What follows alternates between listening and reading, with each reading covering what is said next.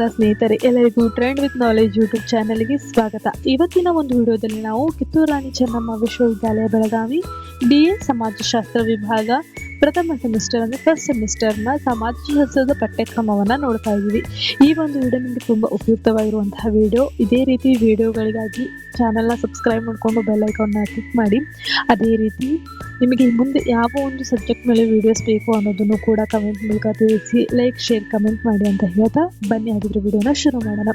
ಈ ಪ್ರಥಮ ಸೆಮಿಸ್ಟರ್ಗೆ ನಾವು ಓದುವಂತಹ ವಿಷಯ ಏನಂದರೆ ಸಮಾಜಶಾಸ್ತ್ರದ ಮೂಲಭೂತ ಅಂಶಗಳ ಕುರಿತು ನಾವು BA ಪ್ರಥಮ ಸೆಮಿಸ್ಟರ್ನಲ್ಲಿ ನೋಡ್ತೀವಿ.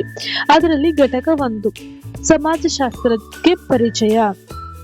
ಇದರಲ್ಲಿ ಮೊದಲನೇ ಒಂದು ಪಾಯಿಂಟು ಸಮಾಜಶಾಸ್ತ್ರದ ಉದ್ಭವವನ್ನು ಮತ್ತು ಬೆಳವಣಿಗೆಯನ್ನು ನಾವು ನೋಡ್ತೀವಿ. ಎರಡನೇದಾಗಿ ಸಮಾಜಶಾಸ್ತ್ರದ ಸ್ವರೂಪ ಆಗಿರ್ಬೋದು, ವ್ಯಾಪ್ತಿ ಆಗಿರ್ಬೋದು, ಹಾಗೂ ಇತರೆ ಸಮಾಜ ವಿಜ್ಞಾನಗಳೊಂದಿಗೆ ಅದರ ಒಂದು ಸಂಬಂಧ ಯಾವ ರೀತಿ ಇದೆ ಅನ್ನೋದನ್ನು ಎರಡನೇ ಪಾಯಿಂಟ್ನಲ್ಲಿ ನೋಡ್ತೀವಿ.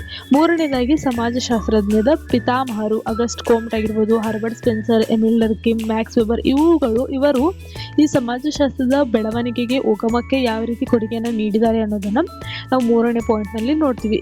ನಾಲ್ಕನೇದಾಗಿ ಸಮಾಜಶಾಸ್ತ್ರೀಯ ದೃಷ್ಟಿಕೋನಗಳು, ಸಾಂಕೇತಿಕ, ಪರಸ್ಪರ ಕ್ರಿಯಾವಾದ, ರಚನಾತ್ಮಕ ಕಾರ್ಯವಾದ ಮತ್ತು ಸಂಘರ್ಷ ಸಿದ್ಧಾಂತ. ಈ ಸಿದ್ಧಾಂತಗಳನ್ನು ನಾವು ನಾಲ್ಕನೇ ಪಾಯಿಂಟ್ನಲ್ಲಿ ನೋಡ್ತೀವಿ.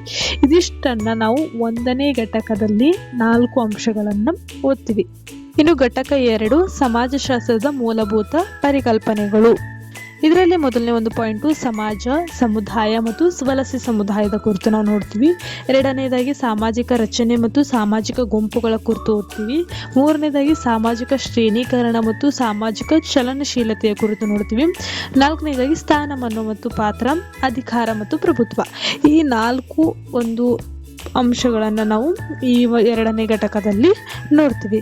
ಇನ್ನು ಘಟಕ 3 ಸಾಮಾಜಿಕ ಸಂಸ್ಥೆಗಳು ಮತ್ತು ಸಾಮಾಜಿಕ ಪ್ರಕ್ರಿಯೆಗಳು.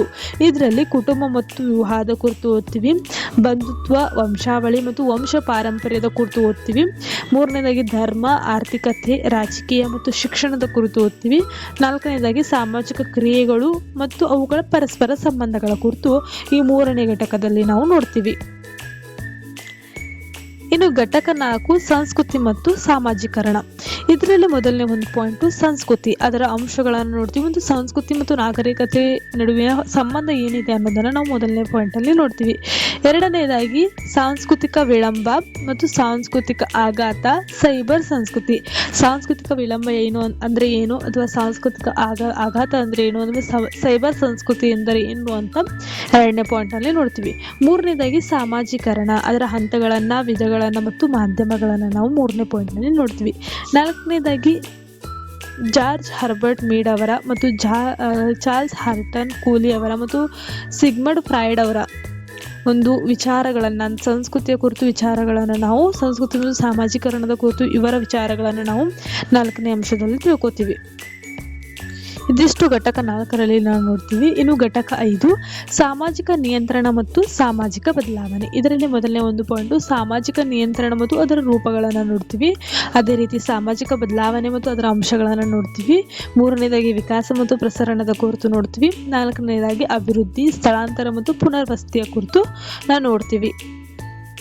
ಸ್ನೇಹಿತರೆ, ಇದಿಷ್ಟು 5 ಘಟಕಗಳಲ್ಲಿ ಬೇರೆ ಬೇರೆ ಅಂಶಗಳನ್ನು ನಾವು BA ಪ್ರಥಮ ಸೆಮಿಸ್ಟರ್ಗೆ ನೋಡ್ತೀವಿ. ಇದೇ ರೀತಿ ಈ ಒಂದು ಸಬ್ಜೆಕ್ಟ್ ಮೇಲೆ ನಿಮಗೆ ನೋಟ್ಸ್ಗಳು ಬೇಕಿದ್ರೆ ಈ ಒಂದು ಚಾನಲ್ನ ಸಬ್ಸ್ಕ್ರೈಬ್ ಮಾಡಿಕೊಂಡು ನೋಟ್ಸ್ ಅಂತ ಕಮೆಂಟ್ ಮಾಡಿ, ನಿಮಗೆ ನೋಟ್ಸ್ ನಾನು ಬಿಡ್ತೀನಿ. ಅದೇ ರೀತಿ ಚಾನಲ್ ಸಬ್ಸ್ಕ್ರೈಬ್ ಮಾಡ್ಕೊಳ್ಳಿ. ಮತ್ತೆ ಮುಂದಿನ ವಿಡಿಯೋದಲ್ಲಿ ಸಿಗ್ತೀನಿ ಸ್ನೇಹಿತರೆ. ನಮಸ್ಕಾರ.